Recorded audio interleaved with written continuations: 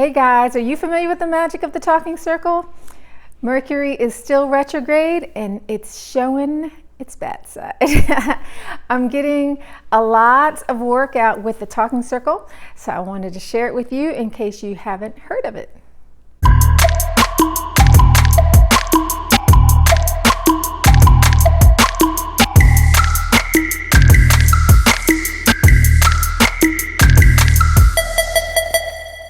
Hi, I'm Laura Giles with Pan Society. Thanks for being here with me today. And if this or any other Pan video helps you, inspires you, or makes you smile, please hit that thumbs up button, share it, or send us some love with a one-time donation using the link below. It's all about reciprocity and keeping that energy moving. So, Pan Society often hosts community talking circles. We did a really powerful one after the Charlottesville KKK rally where many people were injured and one woman was killed. I got the sense that all participants wanted to heal themselves and the community and came away with a lot that took days to digest. And since you can't respond to what's being said, it forces you to listen and lean in. Well, I guess you do have a choice about that, but that's how I responded to it, and it really helped me to understand myself and others. And when you know how to do this and you care about others, it's also something that creeps into your everyday communication. It helps to create a container so that you don't get triggered. Or if you do, you don't react to what's being said. And I recently had a conversation where some tough things were shared. And I came away with not just a mind change, but a heart change. And it didn't change my thoughts, but it added to them in a way that made me bigger. So it's not a black or white, but black and white. And it's hard to explain, but I often say that I am that, meaning we are everything. And the conversation shined a light on what was in shadow so that I could become more aware of what that everything is. So anyway, now that you can kind of see the results of participating in talking circles, I guess I should talk about what it is. So to start, a talking circle should probably be more accurately called a listening circle, as it really promotes listening and understanding. Or you know what? At Pan Society, we talk about sovereignty, connection, and oneness, right? And the talking circle actually does all of that. It gives you a chance to speak your mind and share your feelings to help create understanding and connection with others. Of course, they get to do the same while you listen. And it doesn't mean that people will agree, but it's a way to be vulnerable and hear and say what might not be easy to say.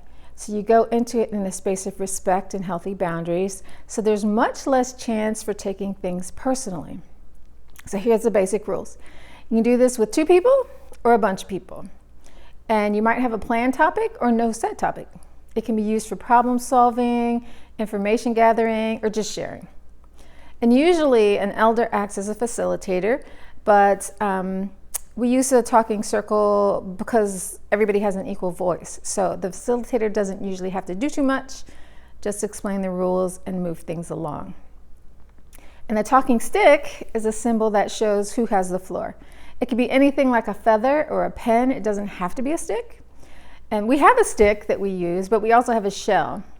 And the shell was chosen because it represents the feminine energy of water that encourages us to speak from the heart. If you're with strangers, your turn starts by introducing yourself.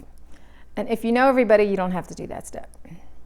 So one person speaks at a time while others listen.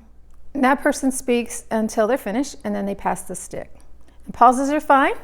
Sometimes we need a moment to collect our thoughts. I know a lot of people don't actually listen. And while someone is speaking, they're thinking about their reply. And if you participate in a talking circle where you're actually listening, you may realize that you need that moment to pause and digest what was said before you're ready to speak. So that time is there for you. Now, when you're speaking, you're not addressing what someone else said or not rebutting. You're speaking from your own experience about your own feelings, and that's it. So there's no crosstalk. There's no arguing or debating. It's just sharing yourself. And this requires honesty and vulnerability as well as self-control, so it's not the easiest thing to do. And talking circles don't have to stay on task. There's a freedom about it. If something is weighing on your heart and it's totally random, you can use that time to talk about it. It helps that the next rule is what's said in circle stays in circle.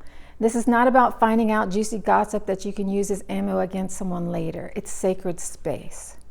When the stick passes, signaling the end of someone's turn, the listeners acknowledge the person who was speaking in some agreed upon way, like saying, thanks for sharing, or touching the heart. When they offered their truth, they gave you something, a gift, so it's polite to receive it. And that's kind of a way of acknowledging that. So once everyone has had the chance to speak, if there is time, you can do a second round or a third, or even a fourth until everyone has said all that they need to say. And you'd be surprised at how quickly everyone can say their piece when they know that they have all the time in the world. However, you know that there's always someone who can monopolize the time and just go on and on and on. So there is also a rule to respect everyone's time. You want to be complete, but short. And at our talking circles, we burn incense to take away any negativity that may be shared during this circle. So this is not a love and light circle, it's an honesty circle. So there's no expectation that it's going to be superficial or nicey, you know? Polite and respectful, yes, but tears may come, anger may show. And if things like that come up, we use the smoke to help dissipate it, to keep that energy going.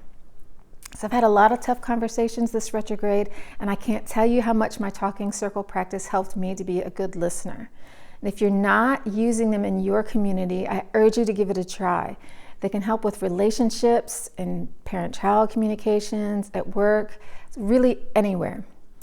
And building a community as diverse as ours, there's going to be people you disagree with and those that you just don't like. And using a talking circle mindset can help you to participate both as a speaker and a listener. So I hope that was helpful. Thanks again for watching. I'd love to hear how you use this in your communities.